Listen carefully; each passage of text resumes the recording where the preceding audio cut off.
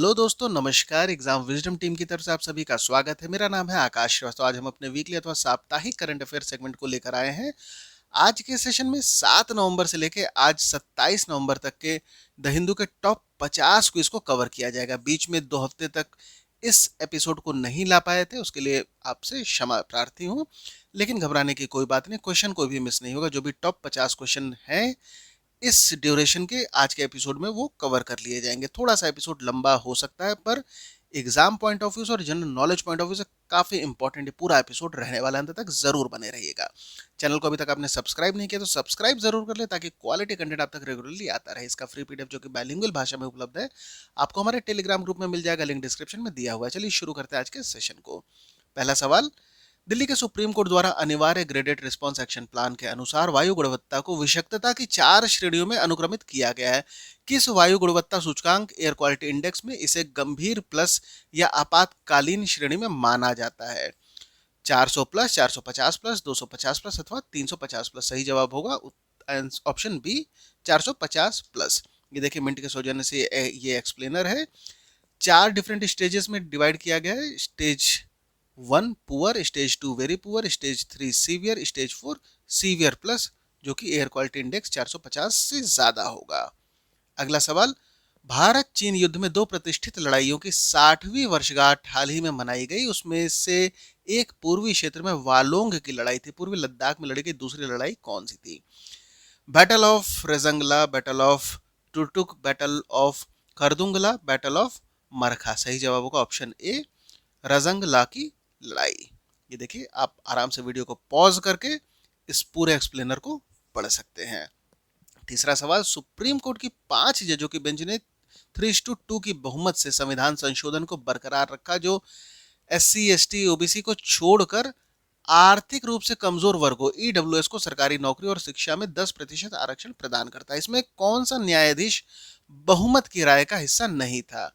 Option में से हमको बताना है। न्यायमूर्ति दिनेश महेश्वरी, न्यायमूर्ति बेला एम त्रिवेदी, न्यायमूर्ति यूयू ललित, न्यायमूर्ति JB पारदीवाला?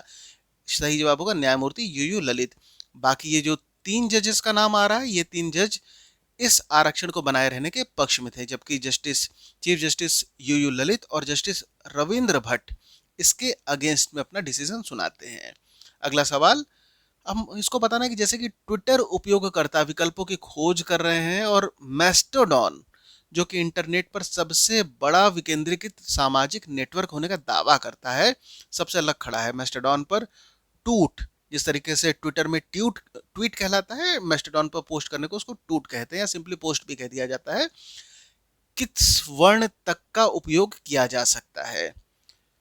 499, 548, 500 अथवा 250? कितने कैरेक्टर का मैसेज इसमें कर सकते हैं? सही जवाब होगा ऑप्शन सी, 500 कैरेक्टर का इसमें मैसेज किया जा सकता है। आराम से आप पॉज करके पढ़ सकते हैं। मैस्टोडॉन ये जर्मनी बेस्ड सोशल नेटवर्किंग है और ट्विटर की तरीके से ही है। हालांकि ट्विटर अभी चूंकि प्राइवेट हो चुका है, मैस्टोडॉन माना जा रहा है कि अभी दुनिया में सबसे बड़ा free and open source software के रूप में इसको देखा जा रहा है। और अगले सवाल की हम बात करते हैं। निम्नलिखित में से किस स्थान पर केंद्रीय पर्यावरण, वन और जलवायु परिवर्तन मंत्रालय ने मेगा 72,000 करोड़ रुपए की परियोजना के लिए 130.75 वर्ग किलोमीटर वन के डायवर्जन के लिए सैद्धांतिक मंजूरी दी है? लक्षद्वीप, हरियाणा, ग्रेटर निकोबार द्वीप अथवा मेघालय? सही जवाब होगा ऑप्शन सी। देखिए, strategic important project, ministry of environment and forestry gives green clearance for centres rupees 72,000 crore project in greater Nicobar island. अगला सवाल, भारत के संविधान में अब तक कितनी बार संशोधन किया गया है? 115, 110, 105, 107? सही जवाब होगा ऑप्शन सी, 105। ये देखिए, अंतिम के ये जो भी संशोधन हुए हैं ये सब दिए गए हैं। लास्ट संशोधन होता है अभी जब स्टेट गवर्नमेंट में पावर रिस्टोर की जाती है, जिससे कि वो OBC को खुद आइडेंटिफाई कर सकता है। बाकी के संशोधनों को भी आप आराम से पढ़ सकते हैं। अगला सवाल, 2007 में पुंछी आयोग ने किस विशेष मुद्दे का अध्ययन किया था? गरीबी, 3 भाषा सूत्र, केंद्र राज्य संबंध अथवा आर्थिक रूप से कमजोर वर्ग आरक्षण? सही जवाब होगा option C, centre state relation. ये देखिए, मदन मोहन पुंछी जी, इनके बारे में विकिपीडिया से लिया गया है। और पुंछी कमीशन काफी ज्यादा फेमस है सेंटर स्टेट रिलेशन को लेकर। भारत में टेलीविजन चैनलों के अपलिंकिंग और डाउन लिंकिंग के लिए नए दिशा निर्देशों के तहत निम्नलिखित में से कौन सा अनिवार्य है? केवल एक उपग्रह का प्रयोग, लाइव प्रसारण के लिए अनुमति मांगना, सामाजिक मुद्दों पर 30 मिनट का प्रसारण, भाषा बदलने के लिए आवेदन। सही जवाब होगा ऑप्शन सी, सामाजिक मुद्दों पर 30 मिनट का प्रसारण, 30 minute broadcast on social issues, ये मैंडेटरी हो गया है। और ये पूरा एक्सप्लेनर है, आप पॉज करके इसको पढ़ सकते हैं। अगला सवाल, 17वीं शताब्दी के धार्मिक कवि भक्त सालाबेग किस भारतीय राज्य से जुड़े हुए हैं? छत्तीसगढ़, ओडिशा, आंध्र प्रदेश अथवा बिहार? बिहार, ऑप्शन बी इसका सही जवाब होगा, ओडिशा। हाल में काफी न्यूज में इस वजह से भी आ गए थे क्योंकि अभी राष्ट्रपति मुर्मू द्वारा जगन्नाथपुरी मंदिर में जब ये जाती हैं तो यहीं से 2 किलोमीटर तक ये पैदल यात्रा करती हैं। भक्त सालाबेग के बारे में कहा जाता है ये 17वीं शताब्दी के एक धार्मिक कवि थे। जन्म से ये मुस्लिम थे, लेकिन भगवान जगन्नाथ के प्रति इनकी असीम भक्ति थी। और ये भी कहा जाता है जब रथ यात्रा होती थी जगन्नाथ जी की तो तब तक रथ आगे नहीं बढ़ पाता था जब तक कि भक्त सालाबाग भगवान के दर्शन नहीं कर ले। अगला सवाल होता है कि किस स्कॉप शिखर सम्मेलन में विकसित देशों ने जलवायु परिवर्तन के प्रभाव से निपटने में विकासशील देशों की मदद करने के लिए 2020 तक संयुक्त रूप से $100 बिलियन प्रति वर्ष जुटाने की प्रतिबद्धता व्यक्त की? COP 12, COP 13, COP 14, COP 15? सही जवाब होगा कॉप 15। और ये देखिए, कॉप का फुल फॉर्म होता है कॉन्फ्रेंस ऑफ पार्टीज, और ये कोपेनहेगन में 2009 में होता है, वहीं पर ये प्रतिबद्धता जताई गई थी। हालांकि आज तक भी इस पर जो डेवलप्ड नेशन है उनका कॉन्शियस नहीं बन पाया है। अगला सवाल, किस मामले में 103वें संविधान संशोधन जो आर्थिक रूप से कमजोर वर्ग ईडब्ल्यूएस आरक्षण लाया को सुप्रीम कोर्ट द्वारा बरकरार रखा गया था? जनहित अभियान बनाम भारत संघ, केशवानंद भारती बनाम केरल राज्य बनाम एन थॉमस इंदिरा साहनी बनाम भारत संघ? सही जवाब होगा ऑप्शन ए, जनहित अभियान बनाम भारत संघ। और चूंकि ऐतिहासिक तौर पर यह फैसला भी आता है, काफी ज्यादा इंपॉर्टेंट, इससे जुड़ी हुई हर बात। और ये जनहित अभियान वर्सेस यूनियन ऑफ इंडिया, इनके द्वारा ये पिटीशन लाई गई थी। आगे, गुजरात की किस नदी पर एक पुल 30 अक्टूबर को ढह गया जिसमें 141 लोग मारे गए और कई घायल हो गए? हमको नदी का नाम बताना है, शेत्रुंजी, मच्छू, तापी, माही? सही जवाब होगा बी, मच्छू। और ये मोरबी ब्रिज कोलैप्स होता है, बहुत ज़्यादा ये न्यूज़ में बना रहा है। और किस नदी पर ये रहता है? ये रहता है मच्छू नदी पर। अगला सवाल, निम्नलिखित में से किस देश को अब अमेरिकी ट्रेजरी विभाग की प्रमुख व्यापारिक भागीदारों की मुद्रा निगरानी सूची से हटा दिया गया है? बहुत ज़्यादा ये न्यूज़ में बना हुआ था क्योंकि भारत को इस सूची से हटा दिया गया है।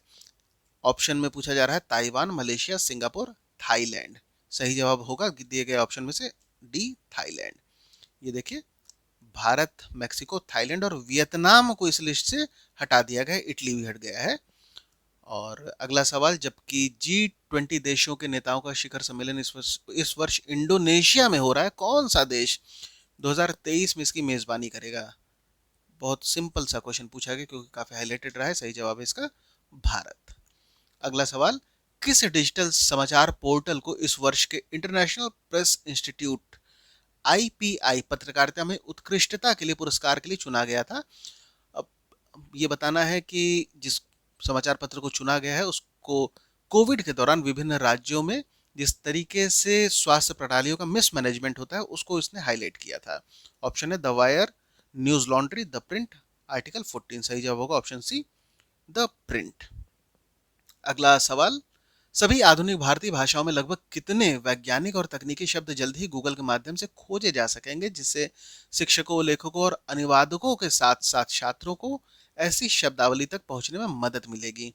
1 करोड़ शब्दावलियां, 30 लाख शब्दावलियां, 50 लाख अथवा 5 लाख? सही जवाब होगा ऑप्शन बी, लगभग 3 मिलियन अथवा 30 लाख ऐसे टर्मिनोलॉजी होंगी। अगला सवाल, राजीव गांधी हत्याकांड के 6 शेष दोषियों की रिहाई में इस साल की शुरुआत में अदालत ने राज्यपाल की कार्रवाई के लिए कोई संवैधानिक आधार नहीं पाया और किस दोषी की रिहाई का आदेश देने के लिए अपनी असाधारण शक्तियों का उपयोग किया? मुरुगन, रविचंद्रन, नलिनी, एजी पेरारीवलन। सही जवाब होगा ऑप्शन डी, एजी पेरारीवलन। पहले इनकी रिहाई होती है और इस रिहाई के आधार पर ही बाकी जो कन्विक्ट रहते हैं वो अपनी पिटीशन सुप्रीम कोर्ट में दायर कर देते हैं और उसी आधार पर सभी की रिहाई हो जाती है। अगला सवाल, भारत के पहले निजी तौर पर विकसित रॉकेट का नाम क्या है? Aarambh, Vikram S, Nambi, Aryabhatta S. सही जवाब होगा option B, Vikram S. Bharat का ये पहला प्राइवेट डेवलप्ड रॉकेट है और इसके डेवलपर की बात करें तो Hyderabad based space startup Skyroot aerospace है। अगला सवाल, वैज्ञानिक और तकनीकी शब्दावली आयोग, जिसे सभी भारतीय भाषाओं में तकनीकी शब्दावली विकसित करने का अधिकार है, जल्दी एक वेबसाइट लॉन्च करेगा जो उन शब्दों के अनुवाद के लिए सुझाव आमंत्रित करेगा जो अंग्रेजी भाषा में हाल ही में जोड़े गए और देश के व्यापक रूप से प्रयोग उपयोग किए जाते हैं। वेबसाइट का नाम बताना है। शब्द समुदाय, शब्द समाज, शब्द कोश अथवा शब्दशाला। सही जवाब होगा ऑप्शन डी, शब्दशाला। ये देखिए, शब्दशाला। भारत में किसे गरीबी रेखा के से नीचे के रूप में वर्गीकृत किया गया है? शहरी क्षेत्रों में 30 रुपए प्रतिदिन से कम और ग्रामीण क्षेत्र में 27 रुपए प्रतिदिन से कम खर्च करना, अथवा शहरी क्षेत्रों में 35 रुपए, ग्रामीण क्षेत्रों में 25 रुपए, शहरी क्षेत्रों में 32 रुपए, ग्रामीण क्षेत्रों में 24 रुपए, अथवा शहरी क्षेत्रों में 32 रुपए प्रतिदिन से कम और ग्रामीण क्षेत्रों में 27 रुपए से प्रतिदिन कम खर्च करने वाले व्यक्तियों को। सही जवाब होगा ऑप्शन डी। काफी ज्यादा न्यूज में जब से ईडब्ल्यूएस पर फैसला आया है तब से किस तरीके से गरीबों को वर्गीकृत किया जाएगा, आरक्षण का लाभ कैसे जो डिजर्विंग है उन तक पहुंचाया जाएगा, ये सारे इश्यू काफी ज्यादा हाईलाइटेड रहे हैं। और गरीबी की बात करें भारत में तो शहरों में 32 रुपए से कम और ग्रामीण क्षेत्रों में 27 रुपए प्रतिदिन से कम खर्च करने वाले लोगों को गरीबी रेखा से नीचे माना जाता है। अगला सवाल, मेजर ध्यानचंद्र खेल रत्न पुरस्कार के इस वर्ष के एकमात्र विजेता कौन है? एल्डोस पॉल एथलेटिक्स से, इलावेनिल वलारिवान निशानेबाजी से, सरिता कुश्ती से, अथवा शरद कमल टेबल टेनिस से। सही ऑप्शन है डी, शरद कमल टेबल टेनिस से। और इनकी बात करते हैं तो 2022 के बर्मिंघम कॉमनवेल्थ गेम में बहुत बेहतरीन उन्होंने प्रदर्शन किया था, 4 मेडल जीता था जिसमें से 3 स्वर्ण थे। अगला सवाल, कौन सा देश जिसने यूरो कप 2020 जीता फीफा विश्व कप के लिए अर्हता प्राप्त करने में विफल रहा? इटली, पुर्तगाल, स्पेन, जर्मनी। सही जवाब होगा ऑप्शन ए, इटली।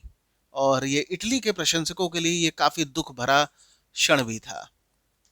अगला सवाल, 2024 पेरिस ओलंपिक और पैरालंपिक्स के शुभंकर फ्रिग्स किस प्रकार के प्राणी हैं? लिबर्टी कैप, क्रोइत्संत, फ्लेयर दे लिस, अथवा गलिक रूस्टर। तो सही जवाब होगा लिबर्टी कैप। ये देखिए, ये लिबर्टी कैप है और इसका काफी ज्यादा फ्रेंच रिवॉल्यूशन में इसको सिंबल के फ्रीडम के तौर पर भी देखा जाता था। और अगला सवाल, संयुक्त राष्ट्र के अनुसार वैश्विक जनसंख्या 8 अरब तक पहुंचने के साथ दुनिया में पैदा हुए अंतिम 1 अरब लोगों में से कितने मिलियन लोगों का योगदान भारत द्वारा दिया गया? 117 मिलियन, 111 मिलियन, 101 मिलियन अथवा 73 मिलियन। सही जवाब होगा ऑप्शन ए, 117 मिलियन। ये देखिए, भारत द्वारा 117 मिलियन और जबकि चाइना द्वारा इसी अवधि में 73 मिलियन लोगों का योगदान अंतिम 1 बिलियन जनसंख्या में दिया गया। अगला सवाल, किस शहर ने 18-19 नवंबर को तीसरे नो मनी फॉर टेरर सम्मेलन की मेजबानी की? काफी ज्यादा ये हाईलाइटेड था क्योंकि इस बार भारत द्वारा मेजबानी की गई है नई दिल्ली में। और ये देखिए, नई दिल्ली में ये मेजबानी होती है। आगे अगला सवाल आता है, निम्नलिखित में से कौन सा देश बेसिक समूह का हिस्सा है जिसने कार्बन सीमा करों पर आपत्ति जताई है? चिली, रूस, ब्राजील अथवा अर्जेंटीना। Option C, Brazil. बात करते हैं जब हम बेसिक ग्रुप की, तो बेसिक ग्रुप में आते हैं ब्राजील, भारत, साउथ अफ्रीका और चाइना। अगला सवाल, पिछले हफ्ते कार्यभार संभालने वाले नरेंद्र मोदी से पहले G20 के पिछले नेता कौन थे? King Salman, Joko Widodo, Mario Draghi अथवा इमैनुअल मैक्रोन। सही जवाब होगा ऑप्शन बी जोको विडोडो। ये देखिए, ये तस्वीर काफी वायरल हुई है और ये हाथ में G20 का जो केबल होता है इसको जोको विडोडो द्वारा नरेंद्र मोदी जी को प्रदान किया जाता है। इंडोनेशिया के राष्ट्रपति जोको विडोडो हैं। अगला सवाल, पूर्व नौकरशाह सीवी आनंद बोस को 17 नवंबर को किस राज्य का राज्यपाल नियुक्त किया गया था? केरल, पश्चिम बंगाल, तमिलनाडु अथवा महाराष्ट्र। सही जवाब होगा ऑप्शन बी पश्चिम बंगाल। और काफी ज्यादा ये भी न्यूज में थे क्योंकि इससे पहले हमारे उपराष्ट्रपति जगदीप धनखड़ जी पश्चिम बंगाल के गवर्नर के रूप में नियुक्त थे। अगला प्रश्न, किस कंपनी ने कंपनी से इस्तीफा देने वाले अजीत मोहन की जगह संध्या देवनाथन को अपना उपाध्यक्ष नियुक्त किया है? ट्विटर, एप्पल, अमेजन अथवा मेटा। सही जवाब होगा ऑप्शन डी मेटा। ये मेटा इंडिया की इनको हेड बनाया गया है। अगला सवाल, विभिन्न राज्यों में राज्यपालों के कार्यों ने उनकी भूमिका की सीमा पर लंबे समय से चली आ रही बहस को फिर से शुरू कर दिया। संविधान के किस अनुच्छेद में कहा गया है कि राज्यपाल की सहायता और सलाह देने के लिए मुख्यमंत्री के साथ मंत्रियों की एक परिषद होगी? अनुच्छेद 123, 154, 163, 153। सही जवाब होगा ऑप्शन सी अनुच्छेद 163। ये देखिए अनुच्छेद 163, council of minister to aid and advice governor. अगला सवाल, भीमा कोरेगांव मामला इस समय काफी ज्यादा हाईलाइटेड चल रहा है। दिन सुप्रीम कोर्ट से इसमें कुछ न कुछ खबर सुनने को मिलती है जिसमें कई कार्यकर्ताओं को कैद किया गया है। एक लड़ाई के वार्षिक उत्सव के दिन से संबंधित है जहां पेशवाओं ने ब्रिटिश सेना से लड़ाई लड़ी और उन्हें जबरन हटा दिया। हमको बताना है कि लड़ाई किस वर्ष में हुई थी? 1890, 1902, 1875 अथवा 1818। सही जवाब होगा option D 1818, battle of Koregaon. और ये देखिए 1818 में होती है between British East India Company and Peshwa faction of Maratha confederacy at Koregaon Bhima. अगला सवाल, सैम बैंकमैन फ्राइड किस प्रमुख क्रिप्टो एक्सचेंज के सीईओ हैं? हालांकि सीईओ थे, अब वहां के सीईओ ये नहीं रहे हैं। हमको नाम बताना है क्रिप्टो एक्सचेंज का। बिनांस, एफटीएक्स, कॉइनचेक अथवा कॉइन एक्सचेंज। सही जवाब होगा ऑप्शन बी एफटीएक्स। बहुत ज़्यादा ये न्यूज़ में रही है क्योंकि ये एफटीएक्स जो कि ग्लोबली काफ़ी रिनाउंड क्रिप्टो एक्सचेंज थी, बिल्कुल ये बैंकरप्सी के मुहाने पे आ चुकी है। और सैम बैंकमैन फ्राइड ये इसके सीईओ थे। अगला सवाल, शर्म शेख में संयुक्त राष्ट्र के जलवायु सम्मेलन में जलवायु से जुड़ी आपदाओं से सबसे कमजोर देशों को मुआवजा देने के लिए स्थापित फंड का नाम क्या है? Damage compensation fund, disaster management fund, climate change compensation fund अथवा लॉस एंड डैमेज फंड। सही जवाब होगा option de los and damage fund, हानि और क्षति निधि। और ये काफी ज्यादा बेहतर एक कदम माना जा रहा है, हिस्टोरिक भी है। आगे अगला सवाल आता है, 80,000 की क्षमता वाला कतर का 8 स्टेडियम में से कौन सा फीफा विश्व कप के फाइनल की मेजबानी करेगा? अल जानौब, अल बायत, खलीफा अंतरराष्ट्रीय स्टेडियम अथवा लुजैल। सही जवाब होगा ऑप्शन डी लुजैल। ये देखिए फीफा 2022 का फाइनल लुजैल में खेला जाएगा। अगला सवाल, न्यायमूर्ति श्री कृष्ण समिति का गठन भारत के लिए डेटा संरक्षण कानून स्थापित करने के जनादेश के साथ किया गया था। 2018 में इस समिति द्वारा प्रस्तावित कानून के पहले मसौदे को क्या कहा गया था? Personal data and information protection bill, personal data protection bill, data protection bill अथवा digital personal data protection bill. सही जवाब होगा option B personal data protection bill. देखिए इस बिल को कहते हैं 2019 और जस्टिस बीएन श्री कृष्णा समिति द्वारा ये जब बिल इसको बनाया जा रहा था तो उसको चेयर किया गया था। अगला सवाल, यूजीसी अधिनियम कब पारित किया गया था? 1960, 58, 1956, 1957। सही जवाब होगा ऑप्शन सी 1956। आप आराम से पॉज करके एक्सप्लेनर पढ़ लीजिएगा। स्वास्थ्य और परिवार कल्याण मंत्रालय ने 21 नवंबर को 2030 तक आत्महत्या की मृत्यु दर में कमी लाने के लिए समयबद्ध कार्य योजनाओं और बहुक्षेत्रीय सहयोग के साथ एक राष्ट्रीय आत्महत्या रोकथाम रणनीति की घोषणा की। अब हमें बताना है कि कितना टारगेट किया गया है 2030 तक सुसाइड मोर्टेलिटी में रिडक्शन का। 7%, 7%, 10% अथवा 12%। सही जवाब होगा ऑप्शन सी 10%। ये देखिए 10% तक का रिडक्शन 2030 तक करने का लक्ष्य है। अगला सवाल, भारतीय कानून के तहत चुनाव आयुक्त के लिए पूर्ण कार्यकाल क्या है? 10 वर्ष, 2 वर्ष, 1 वर्ष अथवा 6 वर्ष। सही जवाब होगा 6 वर्ष अथवा 65 साल। जो भी जल्दी हो जाए। और ये काफ़ी ज़्यादा न्यूज़ में इसलिए भी बना है क्योंकि अभी सुप्रीम कोर्ट में इस पर सुनवाई भी चल रही है और काफ़ी तीखी टिप्पणी भी देखने को मिलती है संवैधानिक बेंच जिसको लीड कर रहे हैं जस्टिस के एम जोशी जोसेफ द्वारा। इनके द्वारा ये भी कहा भी जा रहा है कि जिस तरीके से चुनाव आयुक्तों को लेकर बहुत ज़्यादा राजनीति भी देखने को मिलती है और लगभग 2004 से पूरा एक ट्रेंड देखा जा रहा है कि जब चुनाव आयुक्तों की नियुक्ति की बात आती है तो इस तरीके से जानबूझकर ऐसे व्यक्तियों की नियुक्ति की जाती है ताकि उनको पूरा कार्यकाल न मिले। अगला सवाल, आपराधिक प्रक्रिया पहचान अधिनियम 2022 के तहत व्यक्तियों से एकत्र किए गए बायोमेट्रिक डेटा को कब तक संग्रहित किया जा सकता है? 35 वर्ष, 18 माह, 18 वर्ष अथवा 75 वर्ष? सही जवाब होगा ऑप्शन डी, 75 वर्ष। ये देखिए 75 साल तक हम बायोमेट्रिक डेटा के स्टोरेज को किया जा सकता है क्रिमिनल प्रोसीजर आइडेंटिफिकेशन एक्ट 2022 के अनुसार। बाकी पूरा एक्सप्लेनर आप वीडियो को पॉज करके पढ़ सकते हैं। अगला सवाल, रूसी परमाणु संचालित जहाजों याकुतिया, अर्कटिया, सिबिर और चुकोटका को सेवा करने के लिए क्या कार्य किया गया है? विमान वाहक हेतु, मिसाइल लॉन्च के हेतु अथवा तेल की खोज और ड्रिलिंग के लिए, बर्फ तोड़ने के लिए? ऑप्शन डी सही जवाब होगा, आइस ब्रेकिंग अथवा बर्फ तोड़ने के लिए। काफी ज्यादा ये भी न्यूज में था। ये न्यूक्लियर पावर्ड आइस ब्रेकिंग, ये सारे सब इनके जहाज हैं।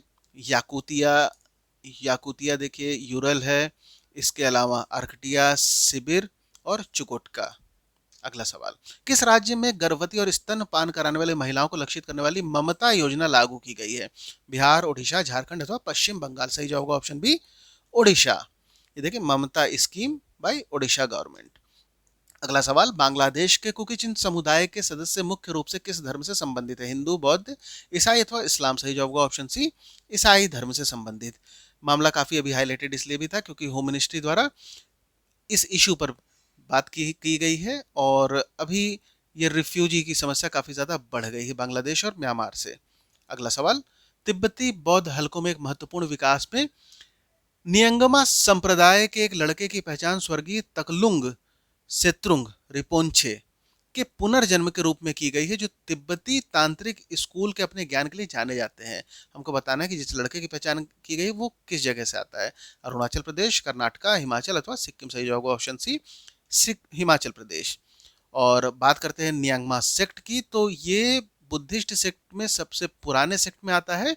और ताकलुंग सेत्रुंग रिनपोंछे जी की बात करें तो इस सेक्ट के प्रोफाउंड स्कॉलर भी माने जाते हैं और तिब्बतन टैंट्रिक स्कूल में इनका एक्सपर्टीज था।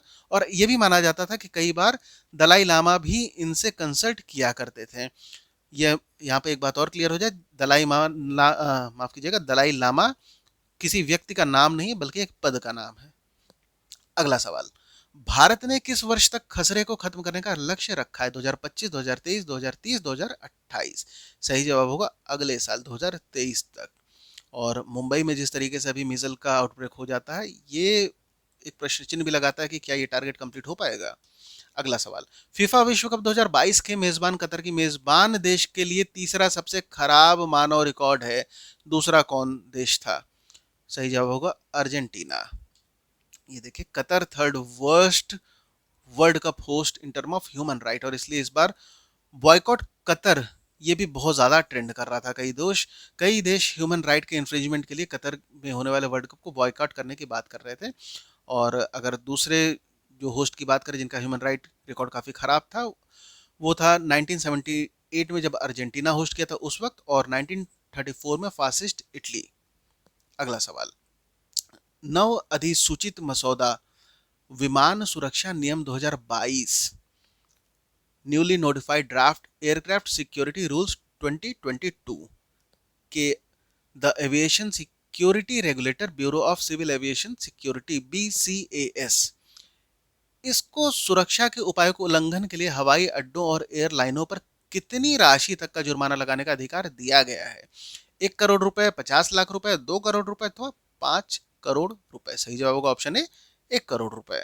ये देखिए ये भारत सरकार का गैजेट है और 1 करोड़ तक का पेनल्टी अगर इम्पोज ये कर सकता है।